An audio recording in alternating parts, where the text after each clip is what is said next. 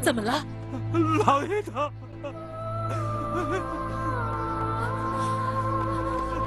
老爷，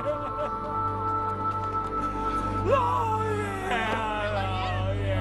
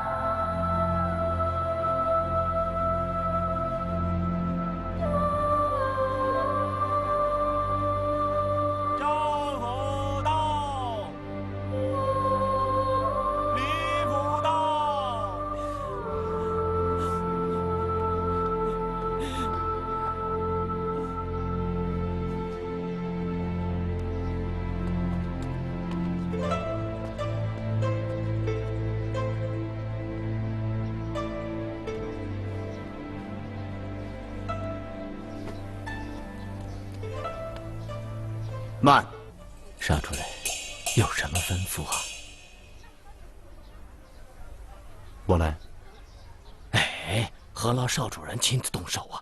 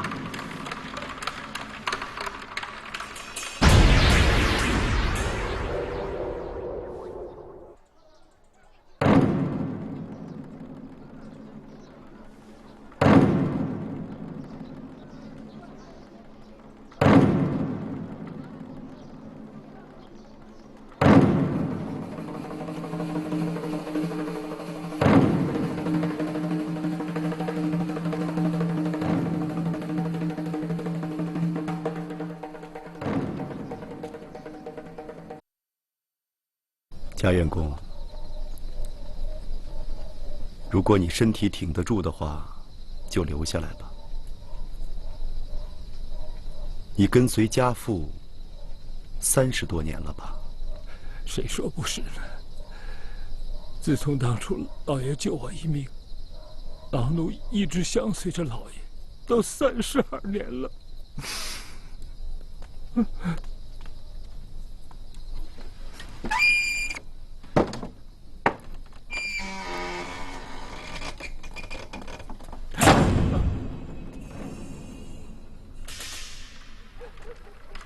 邵主任，应该是有话要说。这么说，你早就有准备。该下的雨，总是要下的。宋家待你如何？恩重如山呐。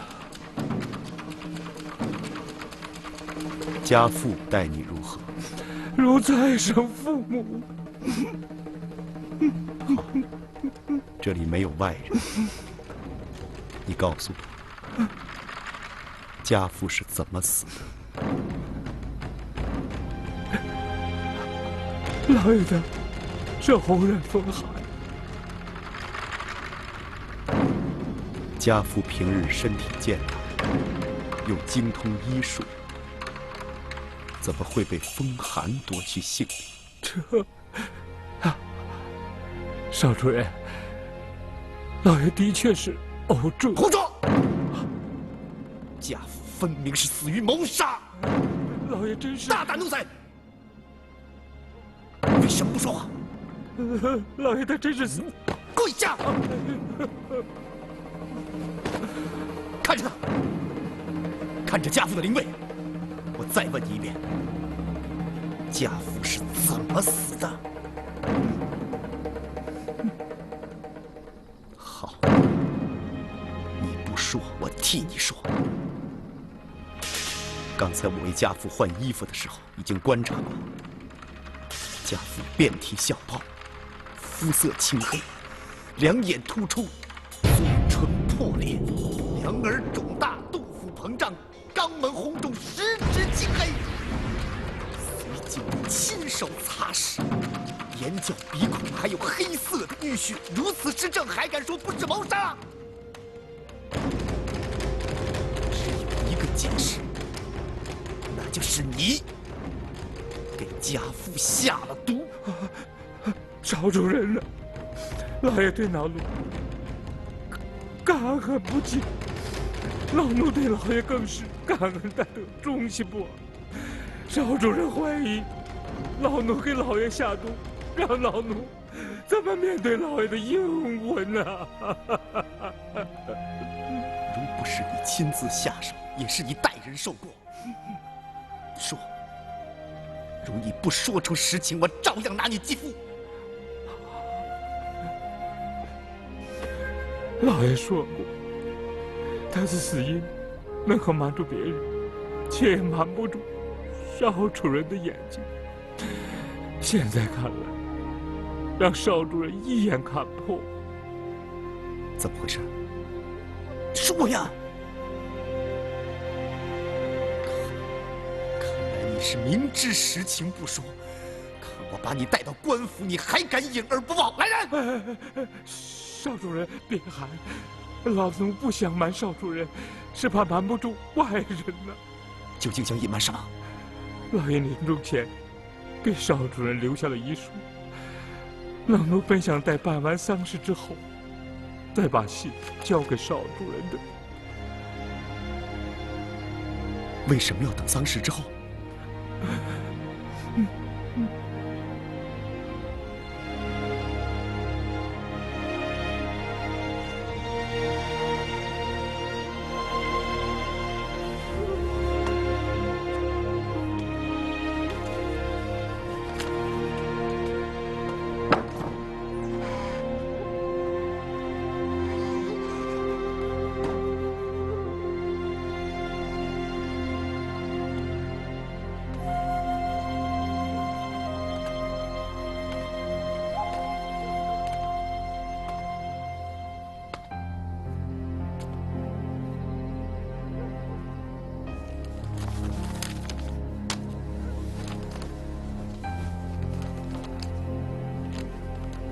此儿为父任命推官，凡30余年，审案断狱不下数百件，从无失手。谁知老马尸体花甲之年误判人命，铸成了千古遗恨。张马氏系嘉州一村妇，嫁与农夫张三儿为妻。农忙时节，其夫在山间劳作，张王氏为其夫送去茶饭。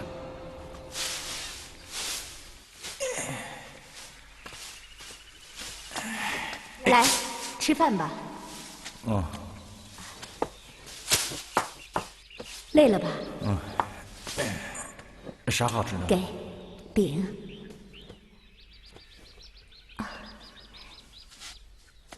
哎，你干什么去啊？我去采花。采花，采花。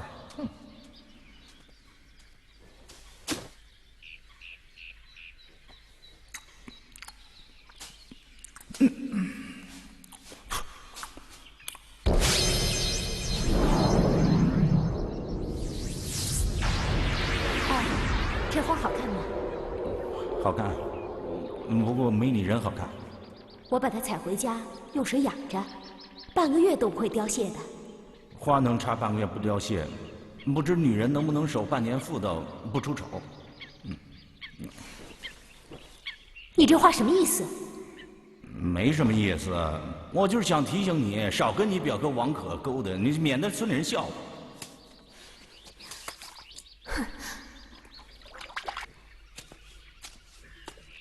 你要再这么说，我就死给你看。你要死也让我去死，反正已经是王八了，死了也干净。那你倒死给我看看呢！不去死，你就不是男人。你这毒妇，你还真盼我死啊？可是我要死了，谁养活我老娘？整天疑神疑鬼，我真后悔嫁给你这样的男人。不后悔，不后悔也不能偷奸养汉。算了，懒得跟你吵。哎，你的花儿。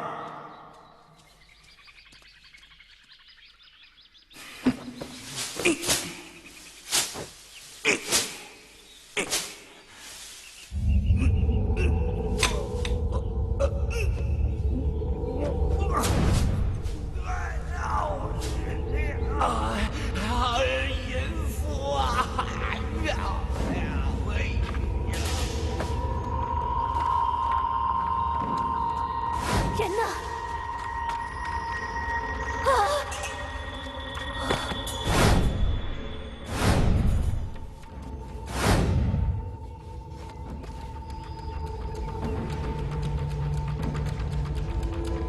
白尸，体壮，腹背小泡成片，肤色表黑，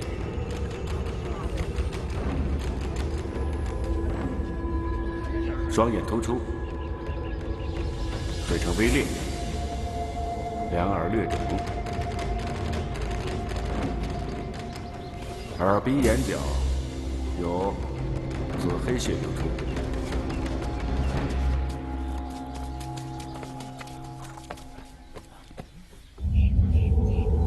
肚腹膨胀，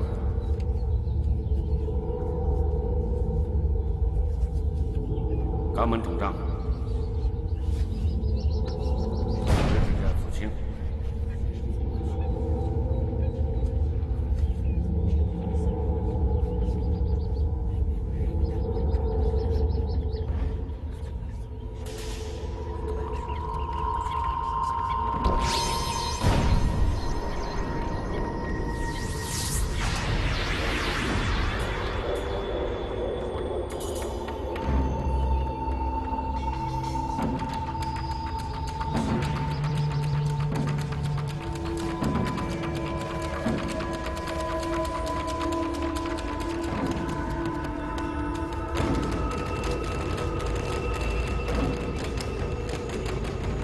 你夫午饭吃的什么？没吃什么，什么也没吃啊。啊，这饭是他自己带上山来的？哦不，是民女给夫家送午饭上山的。究竟是你送上山来的，还是你夫自己带上来的？是我送来的，可我下山的时候他还是好好的呀。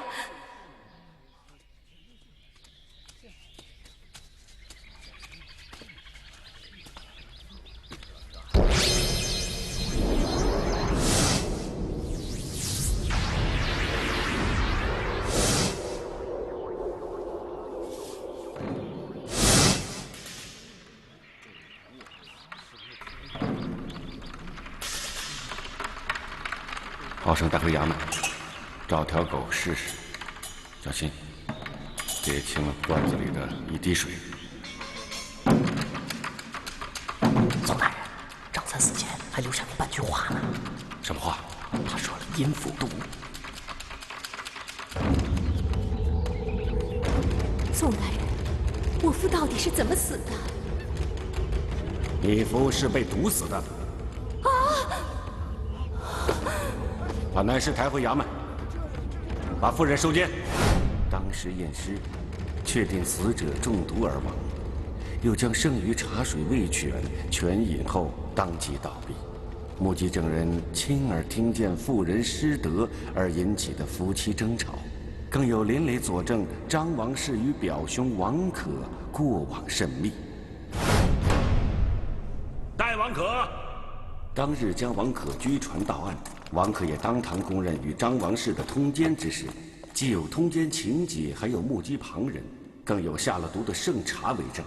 纵然奸夫淫妇拒不招供投毒谋命，本案却也铁证如山，已大宋刑律判张王氏通奸失节，谋杀亲夫，处以凌迟；奸夫王可通奸谋命，斩首示众。此案过去3年，父偶尔得知当地山上长有一种剧毒野草。老推官呐，这草就叫断肠草。这种毒草在本地山上并不少见，可是知道其毒的人却并不多。啊，这一片叶子足可以毒死1头牛啊！哎，你看看，哎呀，可见呐，这种毒草，老推官，你怎么了？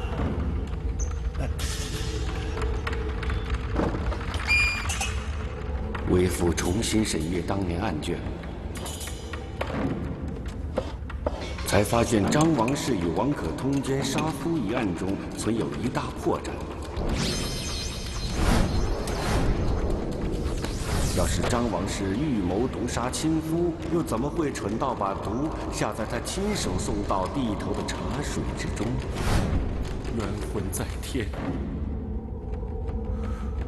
我宋公就是死，也无法弥补误判之罪呀。为父断狱失察，铸成冤案，一世清明毁于一旦。纵然追悔泣血，对死者何用？唯有一死谢罪，方可告慰屈死的冤魂。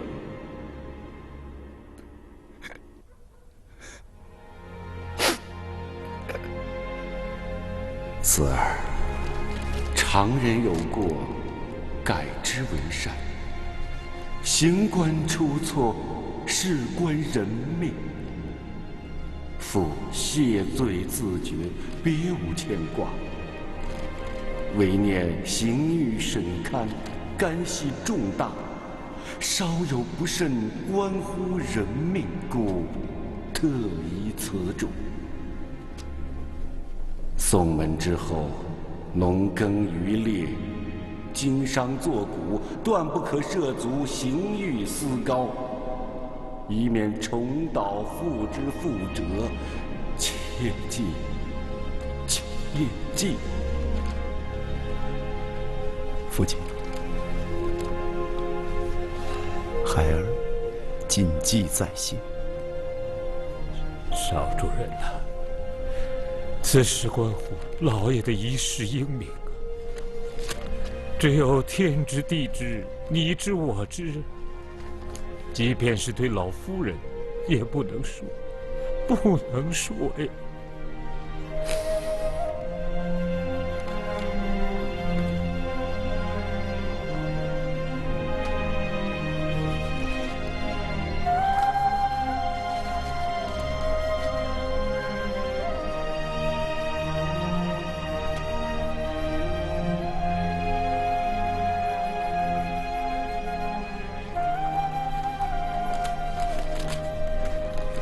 写着宋老推官死亡真相的遗书和烧给死者英魂的纸钱一起化作了灰烬。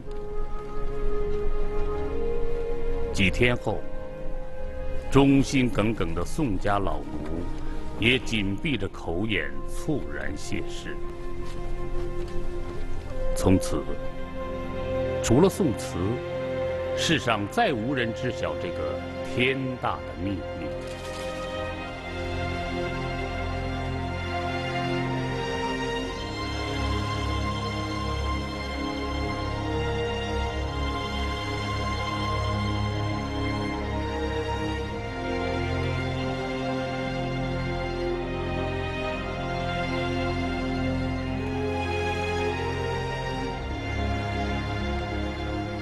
老推官以死谢罪，却给一心想子承父业的儿子留下了一道终生不得涉足刑狱孽事的遗命。这对于从小就把父亲当作心中偶像，立志在刑狱审勘上成就一番伟业的宋慈，不啻是生命中难以抹去的一块阴云，更是他人生道路上一道难以逾越的障碍。啊，你回来了，官人，你怎么了？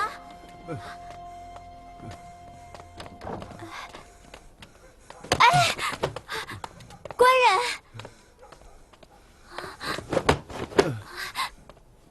官人。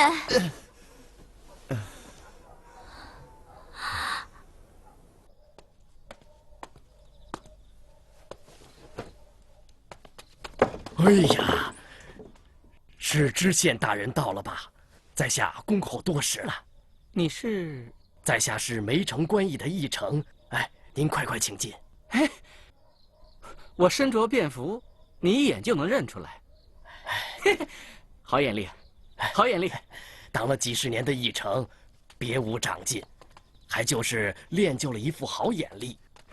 是官是民，还从来没有看走过眼呢。啊，请进。哎，孟大人，在下敬您一杯酒。哎，老伯不必如此多礼，请坐，坐下喝。哎，这杯酒，可不光是在下敬的，也是梅城百姓该敬您的呀。此话怎讲啊？梅城县的境况，想必孟大人是心知肚明。半年前，朱知县不辞为难，敢当这梅城知县。可他老人家壮志未酬身先死啊！值此多事之秋，别人避之尚恐不及，而孟大人正值金榜题名、前程无量之际，却不惧危难，主动请命来此为官。这岂不是百姓的福分？这杯酒，我能不敬吗？好，恭敬不如从命。这杯酒，孟某喝了。哎，孟大人，怎么了？单凭我几句花言巧语，您就敢喝在下的酒？您就不怕我往酒中下毒？哎，嘿。此话怎讲啊？哎，我要说的就是一句话：多一份心眼儿，多一年寿啊！好，孟某谢了。此地鱼龙混杂，人鬼难辨，来此为官，最重的一服毒药。就是轻信于人呐！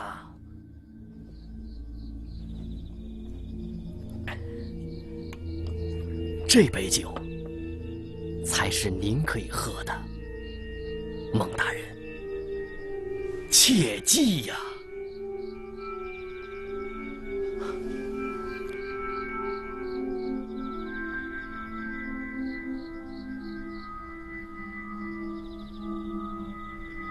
老伯在杯酒之中暗藏玄机，意在向孟某示警，用心良苦啊！孟某谢了。我是不想再看到有人重蹈主老知县的覆辙。今后周旋于人鬼之间，要步步为营。处处提防，时时小心呐！我敬您老一杯。哎呀，不敢当，不敢当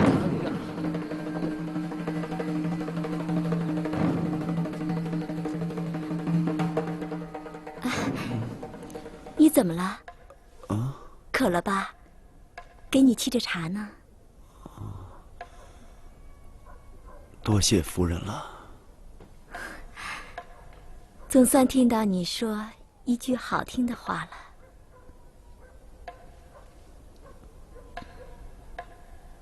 玉珍，这些日子难为你了。你说这样的话，不是太见外了吗？夫君啊，你心里头究竟横着什么事啊？就不能对我说说吗？我心里横着什么事儿与你何干？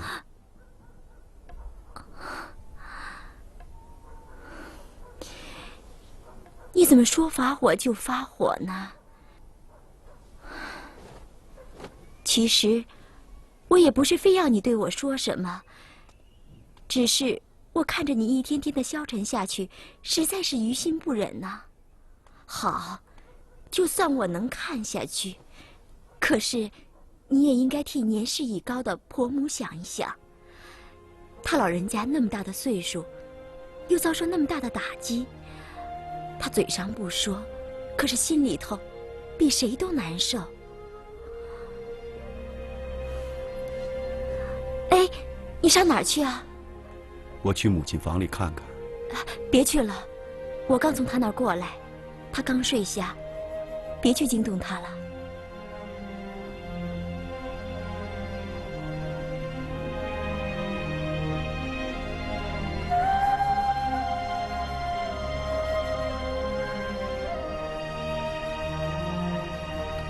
你这么看着我干什么？怪吓人的。今天初几呀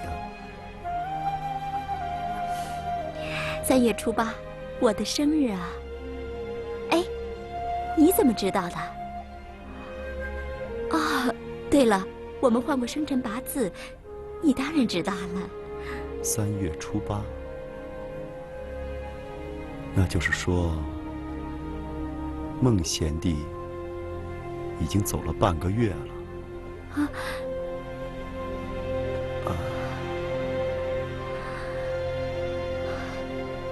原来你心里想的是……算了，早点歇息吧。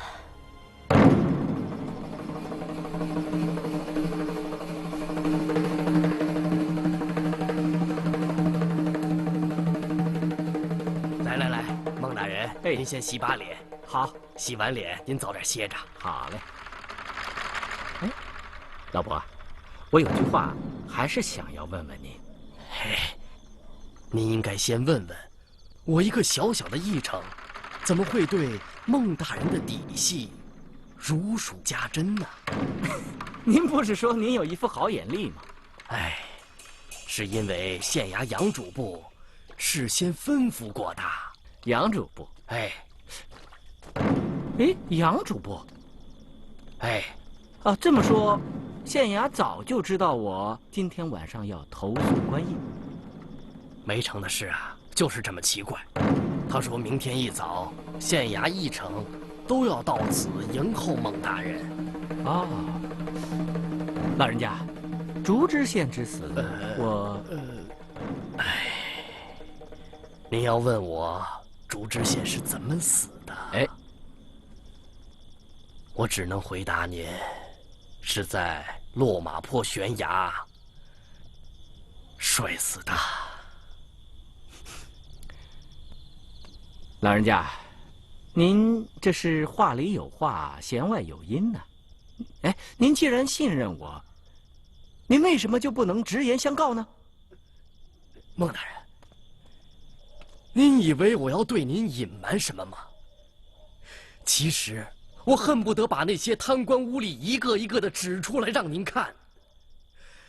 哎，可谁是呢？明明怀疑他有谋杀之嫌，可又拿不出证据来，又奈何于他？明明知道竹知县死的蹊跷，可又有谁发现谁在下黑手啊？没成的事啊，就如同一张纸，似乎是一点就透，对，就是点不透。没成的事，更是一个难解之谜。明明是有答案的，可就是没有人能找出答案来。孟大人，您此次是任重而道远呐。您今天一路劳顿，在下也就不打扰了啊。您早点歇着吧，啊，早点歇着。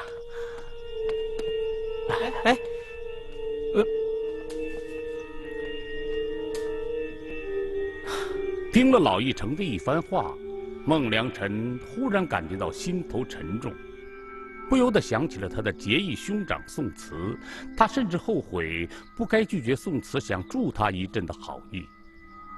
而此时的宋慈虽然为严守父命而困守家门，却也时时担忧着单枪匹马的结义兄弟。快点，快救火！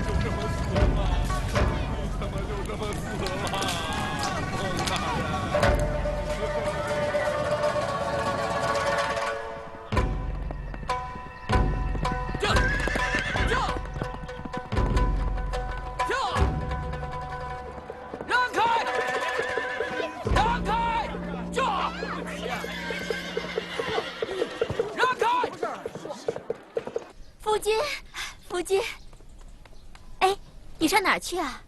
父亲生前的寓所还有些东西，我去取回来。哎，你等等，这是父亲的书信，你先看看吧。你看了就行了。哎，你知道吗？父亲在京城为你谋了个好差事，你先看看吧。是吗？嗯。谁帮我谋的差事，我也不要。你给我站住！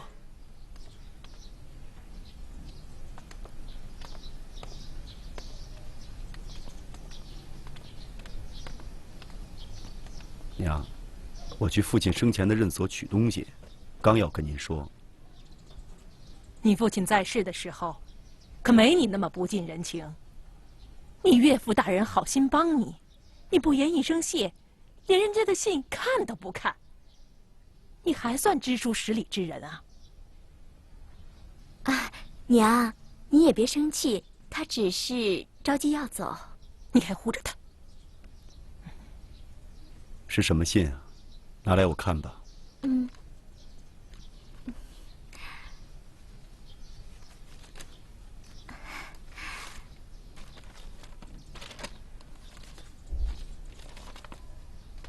慈儿啊，你该重谢你岳父大人，他知道你从小就想子承父业，想办法给你弄了个大理寺丞的美差。坐堂判案，不正随了你从小的心愿吗？哎，你干什么呀？哎呀，这是上官凭证，你怎么把它给烧了呢？娘，孩儿哪都不想去，以后别再提什么大理寺丞的事儿了，好吗？你这是为什么呀？不为什么，孩儿要为爹在家守孝3年，就是皇帝的圣旨也不能让我离开家。你，娘，他怎么这么不讲道理呢？他不是这样的人，他心里啊，肯定横着一个难事。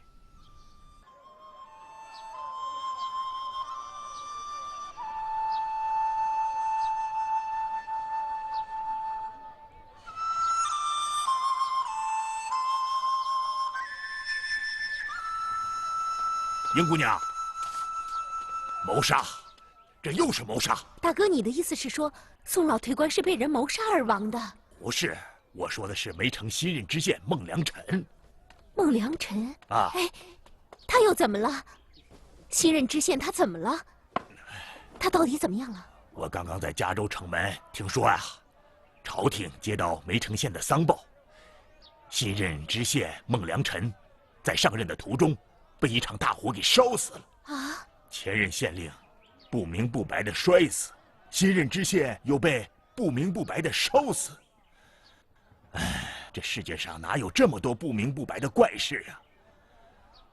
哎，哼，哎，这梅城县简直就是魔芋鬼城。哎，大哥，那朝廷会派新的知县来吗？别说朝廷会派新知县了，据我所知啊，但凡是当官的，就没有人愿意到这鬼地方来。让我看呐，这孟知县，他们才是明知山有虎，偏向虎山行的热血男儿啊，可佩呀！好人没好报，这一前一后就这么不明不白的给死了。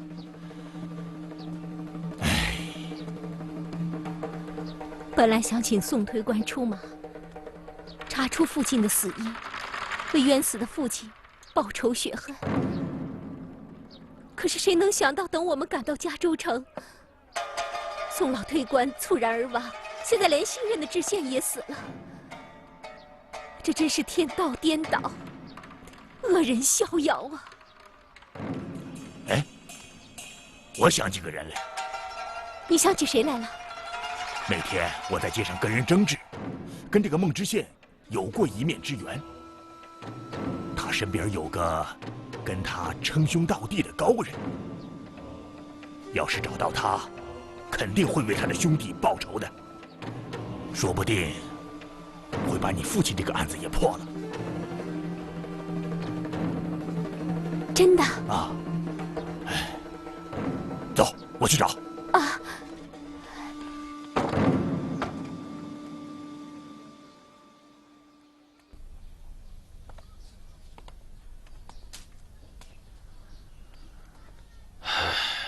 老推官走的怎么就那么匆忙啊？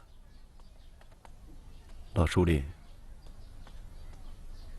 细软我拿走，这些桌椅板凳，你就留着用吧。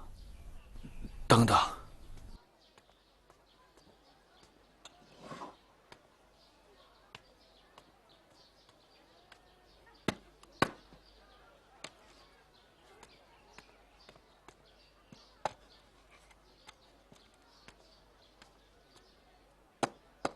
邵主任，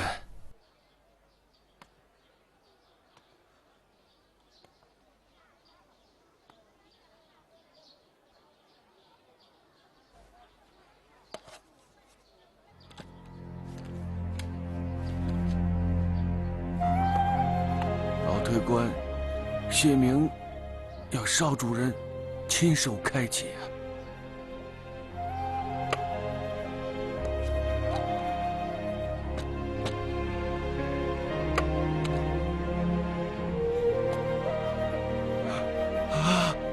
老推官呐，邵主任，老推官生前曾对老朽说过，他老人家一生为官，别无所求，只求100年之后能配得上一白卷过世，清清白白的去见宋氏祖先。都怪我没听你老人家的话，如若不然，就连你老人家这点心愿都未能。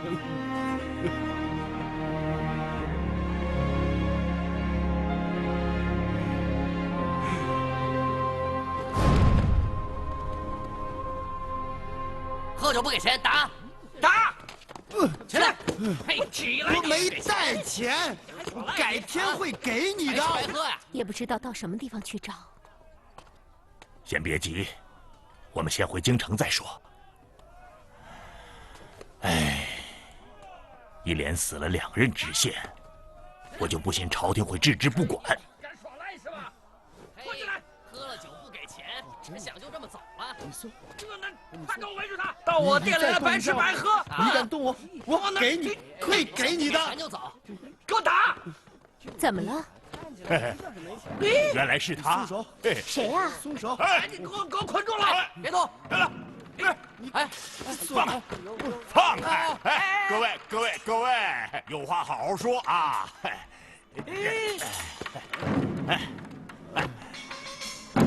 不就是一顿酒钱吗？那你替我他付替他付了。啊，够了吧？大爷，够了。小二，你敢要这么多？你松开我上官府告你去！你告我你！你吃饭不给钱吗？哎呀，行了啊！不光是这顿酒钱啊，进节好菜给我上来！我呀，今天非要请这位，先生，哎，小二，忙起来！哎，好嘞。